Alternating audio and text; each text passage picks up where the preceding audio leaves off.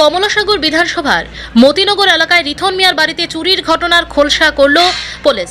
গ্রেপ্তার করা হয় চোরকে, উদ্ধার নগদ ৭০,০০০ টাকা সহ স্বর্ণালংকার ও একটি টিভি।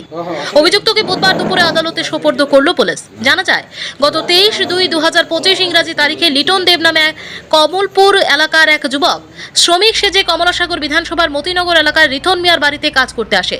বাড়ির লোকেদের অনুপস্থিতিতে ঘরে থাকা শোকেস ভেঙে ৭০,০০০ টাকার স্বর্ণালংকার চুরি করে নিয়ে যায়।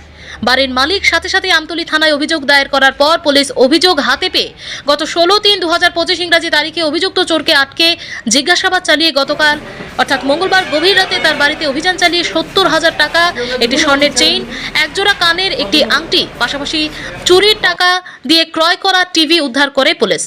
বুধবার সকালে সংবাদ মাধ্যমে এ নিয়ে বিস্তারিত জানান আমতলী থানার পুলিশ। তবে পুলিশ যদি ইচ্ছে করে অপরাধ দমন করবে তবে তা অবশ্যই করতে পারে, কিন্তু অদৃশ্য একটি শক্তির কারণে পুলিশ কিছু কিছু ক্ষেত্রে সেই অপরাধ দমনের ক্ষেত্রে পিছু পা হতে হয়।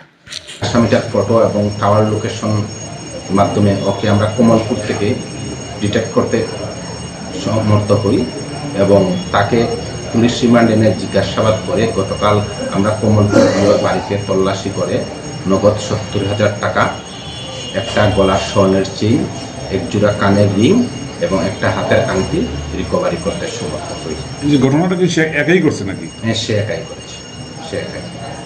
এই জিনিস মানে ওই টাকা দিয়ে নাকি কি কেনাকাটি করছিল? এই টাকা দিয়ে আরও কিছু টাকা দিয়ে সে একটি টিভি কিনেছিল, ওই টিভিটাও আমরা নিয়ে আসি।